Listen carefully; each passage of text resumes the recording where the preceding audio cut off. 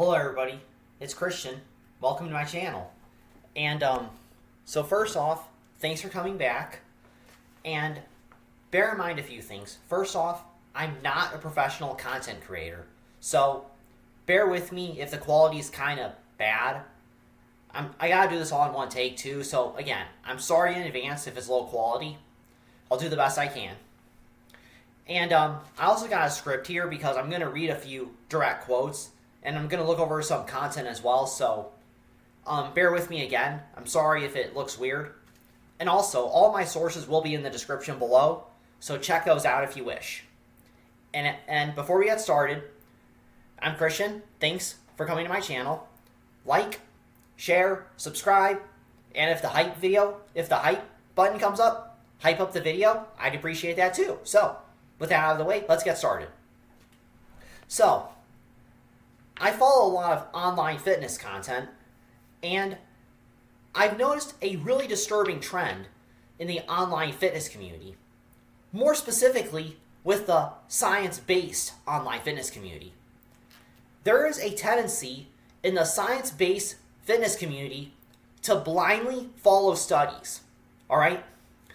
A lot of science-based content creators and followers will blindly follow studies, and they will ignore real life when it disagrees with those studies. I think this is problematic. I think that real life ultimately shows you what works. Studies can and often are wrong. Studies can be wrong, but real life is not wrong. Real life is real life, and so it will not be wrong. Real life shows you what works. And studies can be wrong. If a study does not line up with real life, then real life is not wrong. The study, rather, is wrong. So, I have noticed that a lot of online fitness influencers who are in the science-based realm will often ignore real life when it disagrees with their oh-so-precious studies. And Menno Henselmans is a case study for this. Now, this video is not meant to shame Menno Henselmans or to expose him, but this is rather meant to critique some of his talking points. More specifically, his training volume recommendations. I will argue that Henselmans' training volume recommendations is way too much and that real-world results show that, okay? I will argue that real-world results and real-world testimony show that Henselmans' training volume recommendations are not effective and are just too much for most people in the real world. All right? Henselmans has both a YouTube channel and a blog, and he's quite successful at it because he gets tens of thousands of views for his content every time. So he's successful. Good for him. Henselmans, like I said, has a blog and a YouTube channel. And Henselmans makes a lot of training recommendations based on the scientific literature. He makes it a big deal to cite scientific studies in his content. He often critiques the fitness community as being full of quote-unquote bro science. And that's a term he used, bro science. Where this comes into training volume, Henselmans cites a lot of studies to argue that the ideal training volume is 10 to 30 sets per body part per week. I'm going to repeat that to emphasize that. Henselmans argues that you, a natural weightlifter, should do 10 to 30 weekly sets per body part. Think about that for a minute. 10 to 30 sets per body part per week. If that sounds a little too high to you, that's because it should sound too high to you. All right? He of course cites a lot of studies to support that, of course he does, but I'm going to argue that if you look at real-world testimony, the real world simply does not support that. All right? I will argue that 2 to 12 sets per body part per week is a better idea for most people. Most people would be better off doing 2 to 12 sets per body part per week. That is more realistic and much more manageable. 10 to 30 sets per week per body part is simply too much for most people, and I think the real world will show that. So Henselmans, like I said, is of the opinion that more volume is inherently better. He believes that the more volume you do, the more growth you will get. Muscle growth, I mean. So, if that were the case, the real world would show this. If more volume was better for muscle growth, then natural weightlifters will make more gains if they do more volume. That sounds reasonable. But the real world simply doesn't support that. Alright? I looked at some videos on the Medium. I looked up some videos in YouTube, and I read the commentary to these videos. The majority of the commenters said they did low volume, and they did better with low volume. And they actually did worse with high volume. So, I think it's pretty clear when you look at most comments, most people do better with low volume. They actually do worse with high volume, and this contradicts Henselmans' assertion. I'm going to read a few comments here, and there are a lot, so please be patient and bear with me here. Okay, so with one video, this was by Alexander Bromley. Alexander Bromley did a video called 10 Reasons Volume is King for Size and Strength. Alright, and for all of you who don't know this, Alexander Bromley is very openly on steroids. He's a roid head, plain and simple. Now, I'm not judging him for it, but roid heads tend to be biased in favor of high volume. They are. So Alexander Bromley is biased in favor of high volume.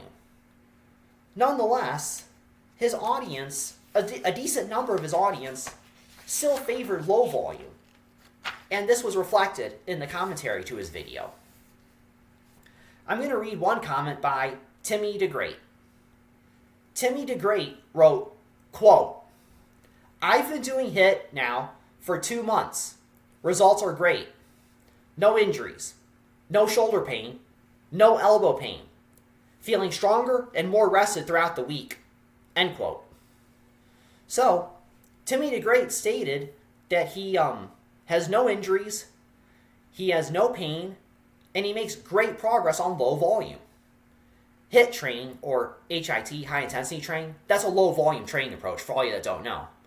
So Timmy DeGreat does HIIT, which is low volume, and he does really well on that. Good for him. A second commenter to the video was R.R. Urban.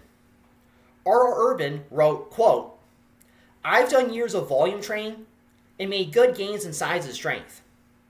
Then, in a few months of HIIT training, my gains in size and strength come at least 5 times faster. I come to the gym refreshed, energized, and stronger each and every workout. With high volume training, I plateaued for a year straight." End quote. So, apparently, R.R. Urban plateaued when he did high volume. This plateau for 1 year shows that high volume did not work for him. When he did low volume, he made way better gains. So for R. Urban, low volume was better. Let's look at a third commentator. This is Benjamin, I hope I'm saying his name right, Benjamin Gengini 9243. I'm going to call him Benjamin for simplicity. Benjamin wrote, quote, "I did high volume training for the first 18 years. I decided to go back into the gym a year and a half ago, and I decided to try HIIT. By using HIIT principles at almost 41 years old, I've put on far more muscle and way faster. There's more than one way to build muscle, but in my experience, HIIT has worked for me." End quote. So, Benjamin here did high volume back in the day, and he apparently made little to no progress. Once he switched over to low volume, he made way better gains. So for Benjamin, low volume was better. We're gonna look at a fourth commentator here. This fourth commentator is Bob Jenkins, 4925. I'm just gonna call him Bob Jenkins for simplicity. Bob Jenkins wrote, quote, I am one of the folks who does what works for him and currently uses 2 sets on nearly everything. End quote. So, 2 sets per exercise is what Bob does, apparently. I'm assuming that's a low volume program, because 2 sets per exercise is usually a low volume kind of approach. So Bob Jenkins apparently does low volume, and it works for him. All right? So that's 4 that I found who did low volume and who made excellent progress on it. Now we're going to go over to a 5th commentator, Johnny B6700. So Johnny B6700, I'll just call him Johnny B. Johnny B says, currently doing high intensity, growing like never before. Plus, all the issues with tendinitis and chronic fatigue I was having with high volume are gone. End quote. So Johnny B apparently did high volume back in the day. But when he did high volume, he had fatigue and tendinitis. So high volume didn't work for him. Johnny B went to low volume and he made way better progress.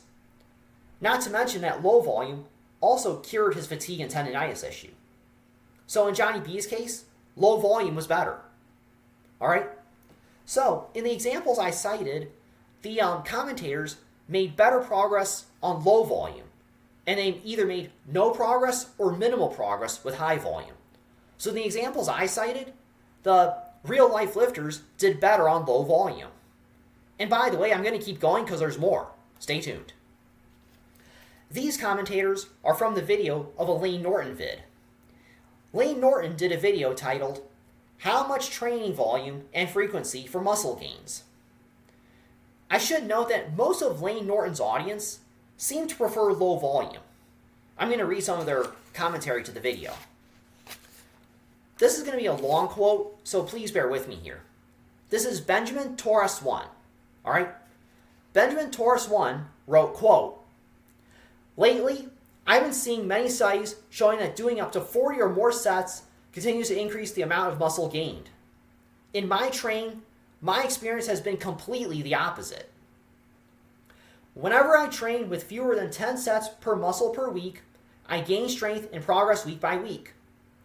But after seeing all this, the studies, I tried increasing my volume gradually.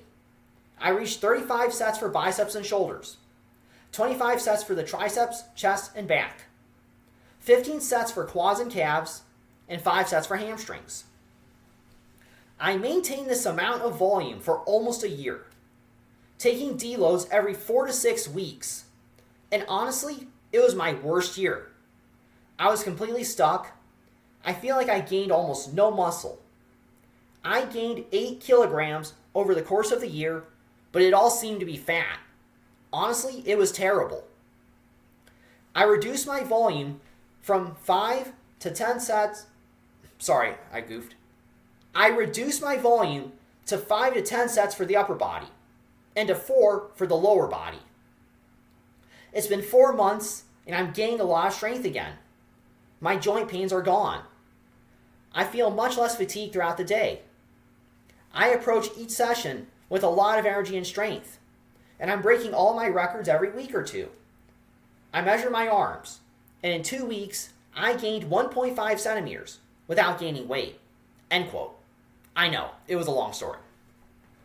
But that's a long way of saying that Benjamin Torres 1 tried to do a lot of high volume, but he got weak and injured on high volume. So he went to low volume, and he made way better progress. So simply put, Benjamin Torres 1 made no gains on high volume, and he got fat. He went to low volume, and he made excellent gains. So, for Benjamin Torres 1, low volume works great. Let's look at another commentator to the Lane Norton video. This is Lou Trader 76. Lou Trader 76 wrote, quote, I have all the time in the world, and I still do low volume and get the best gains in my 15 years of lifting, end quote. So Lou Trader 76 does low volume, and he makes awesome gains from it. Good for him. Here's another commentator underneath the Lane Norton vid. This is Matt D. Matt D 3046. I'm going to call him Matt D for simplicity. Matt D says, quote,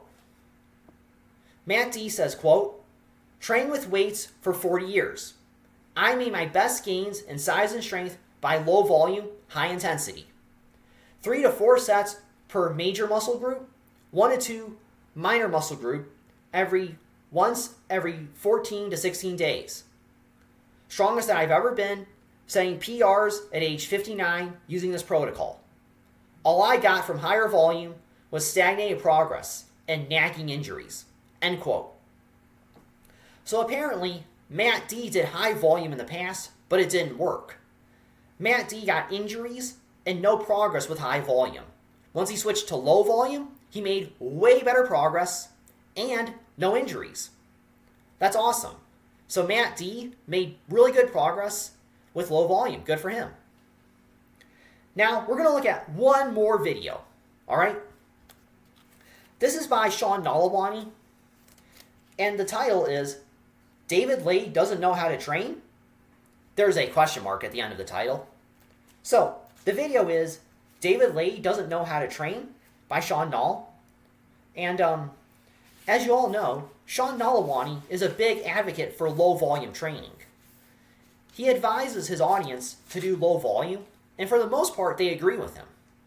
So I'm not going to read all the comments to his video, but I will read about 3 of them, just to give an idea. So, Adam0978J writes, quote, I used to train high volume and made little gains. But the moment I switched to low volume, high intensity, my gains skyrocketed. End quote. So apparently, Adam0978J made basically no progress on low volume.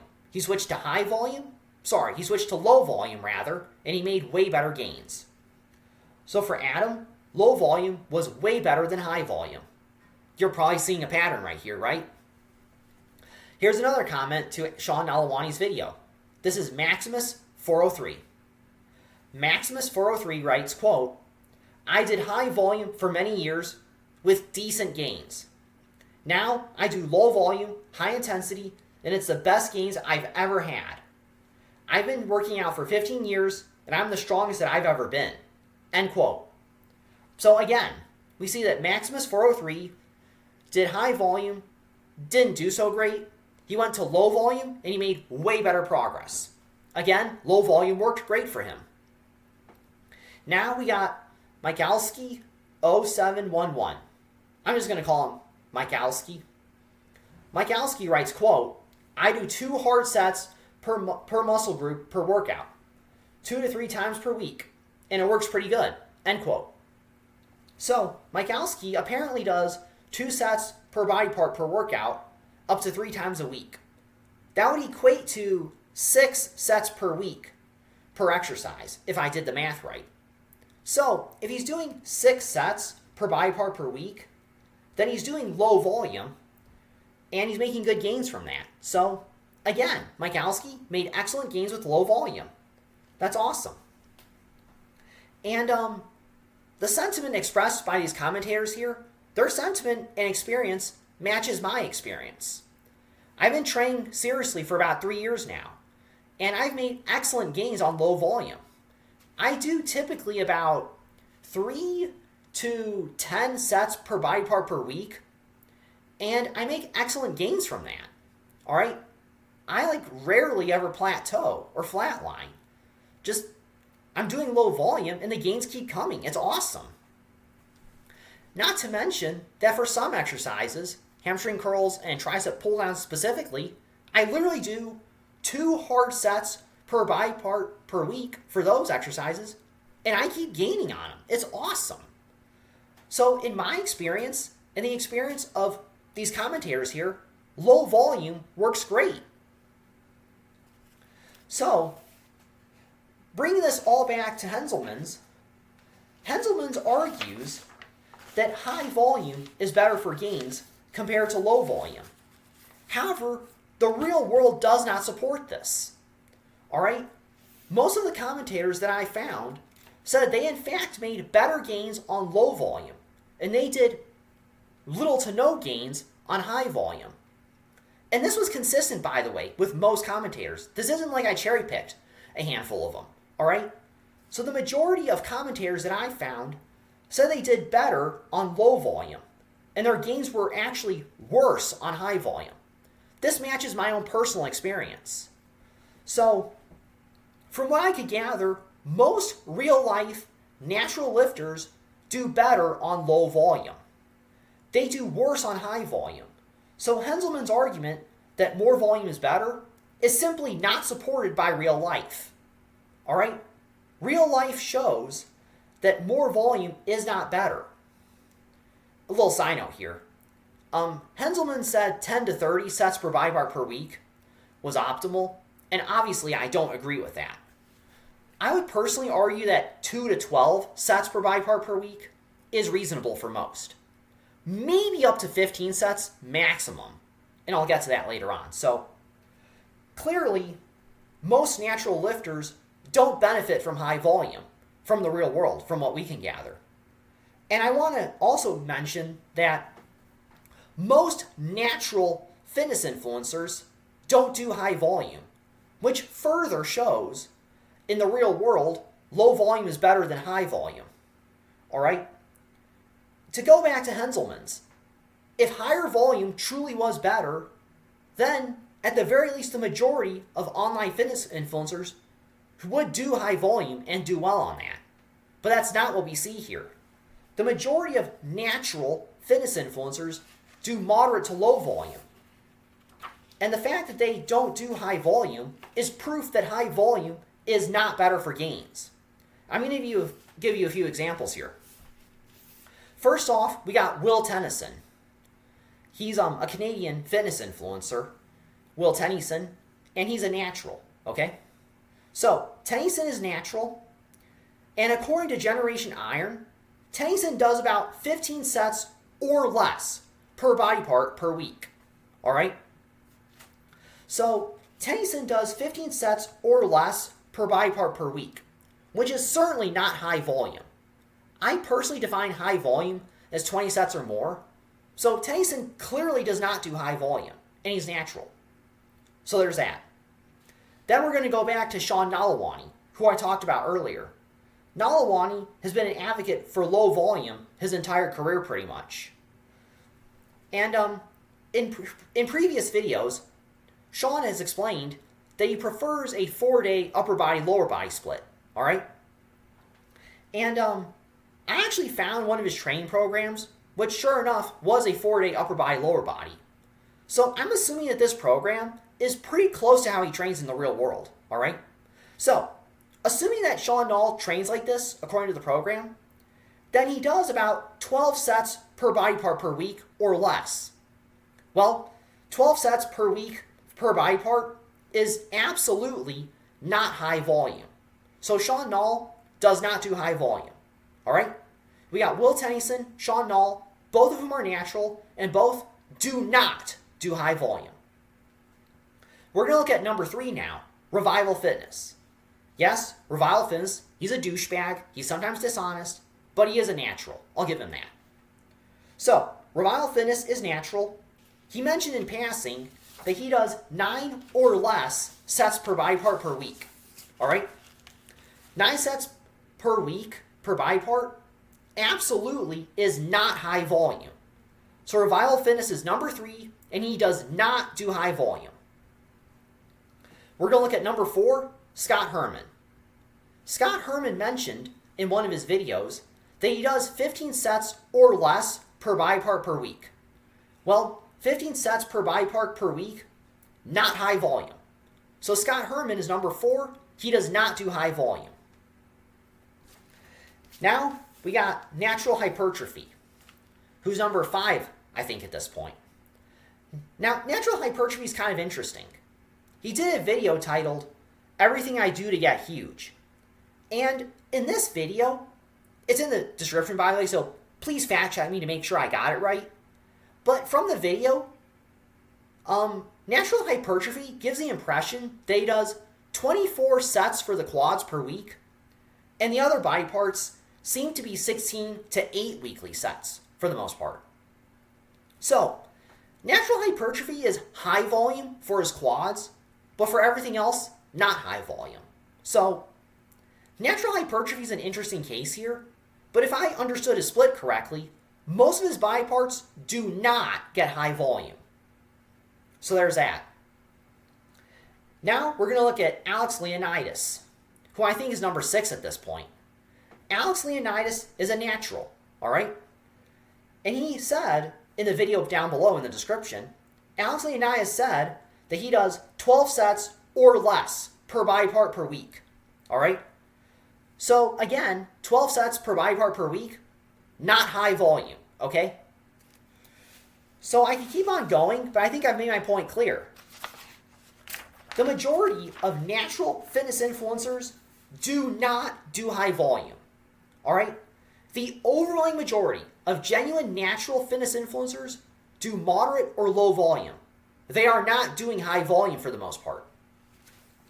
Now, there are some natural fitness influencers, like Jeffrey Verity Schofield, who do high volume.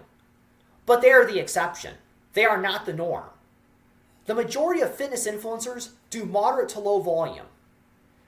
The very fact that the majority of natural weightlifters in the commentaries and the majority of natural fitness influencers don't do high volume shows that high volume is not optimal for gains. All right? Henselmans can say all he wants that high volume is the way to go, but real life shows otherwise. Real life weightlifters and real life fitness content creators, most of them in the real world are not doing high volume. And the reason why they don't do high volume is because high volume does not work for most people. All right? Now, I know that Henselmans and his ilk in the science-based fitness community are going to defend their opinion by saying, well, the studies say that high volume is better. To which I say, yeah, so what? I don't care. The studies don't tell you what works in the real world because the studies are not real life. Studies are not real life, and by the way, I should mention that studies have been wrong in the past. I'll give you a few examples to prove my point. If you're familiar with the online fitness community, you might have heard of something called the interference effect. The interference effect is the concept that if you do cardio and weightlifting at the same time, you will lose gains. Put another way, cardio kills gains, bro. And there were credible scientists saying this in the 1980s. They did all these, in hindsight, shitty studies that indicated that. But now, we've done multiple studies later today, and these studies show that the interference effect is mostly a myth. All right? We have numerous studies showing now that the interference effect pretty much never happens if you do reasonable amounts of cardio and weightlifting. So, for most people, the interference effect doesn't happen. And we have literally studies to prove it. Not to mention that we have real-life data from real-life people saying the same thing. I've read lots of people in the commentary who say they do cardio and weightlifting, and they're making gains just fine. So their real-life experience shows that the interference effect is mostly a myth. And in my experience, this rings true. All right? I do cardio and weightlifting at the same time. In fact, I run almost every day. And I keep getting gains. All right? In my experience, I make gains all the time doing both cardio and weightlifting. And for most people that I've seen, that seems to be true as well. So all these credible scientists were saying the interference effect is real, don't do cardio because it kills gains, only to find out later that they were stupidly wrong, and we have real-life data and real-life studies which show that the interference effect is mostly bullshit, honestly. I'll give you another example to prove that studies can be wrong. So all these interference effect studies were ridiculously wrong in hindsight. And I'll give you another example. Time under tension. All right? Forever, there were credible scientists, okay, saying that a longer time under tension built more muscle. These were not gym bros. These were actual accredited scientists saying that a longer time under tension built more muscle. In fact, there was a study in the 2000s or the 2010s. I'll put it in the description below, by the way. There was a study in the 2000s or the 2010s around there that kind of indicated that a longer time under tension would result in more muscle growth. They used muscle protein synthesis or something like that to come to that conclusion. Well, that study was later debunked because later studies came out, and all these studies that came out in a meta-analysis showed that a longer time under tension did not build more muscle compared to a shorter time under tension. And again, I'll put that in the description below as well. So, these accredited scientists were saying a longer time under tension builds more muscle, but then we have studies that came later which showed that that was wrong. These later studies showed that a shorter time under tension and a longer time under tension were roughly equivalent in terms of muscle growth, which means a longer time under tension does not build more muscle. So that study that the scientists did earlier was stupidly wrong. And I should also note, this rings true in my experience as well. I used to do time under tension workouts, and it didn't work for me. I wasn't gaining anything. Once I stopped doing the whole time under tension bullshit, and I just lifted the weight like normal, my gains skyrocketed. Apparently, time under tension killed my gains, which isn't too surprising given that it doesn't even work. So that's all I have to say about that. Studies don't matter, and they've been wrong in the past. Thus, Henselmans relying on studies to make his volume recommendations is extremely problematic, given that studies have been wrong in the past. And in my opinion, those volume studies are wrong as well. But that's a discussion for another time. The point I want to make is that studies can be wrong, and they have been wrong in the past. But real life is not wrong. Real life is never wrong. Studies can be wrong and have been wrong. But real life is not wrong. All right? Testimony from real life weightlifters and testimony from real life natural fitness content creators show that high volume does not work for most people. Most people will be better off doing low volume. And by low volume, I define it as like 2 to 12 hard sets per body part per week. I think for most people, that's reasonable. Some people can maybe do up to 15 sets per week, probably, but I think that's the extreme high end, okay? So, real life data shows that high volume does not work, and I don't recommend that, obviously. I'll leave you with one last hypothetical. Let's say we got cardio Kaylee, and we got no gains Nick, okay? Cardio Kaylee is a chunky woman, and she wants to lose weight. Now, the scientific data says that the best way to lose weight is to do both weightlifting and cardio. That's what the studies suggest. Well, Cardio Kaylee hates weightlifting, and she decides to not lift weights. She instead decides that she's going to lose weight doing only cardio. All right? She never touches the weight. She only does cardio. And it works.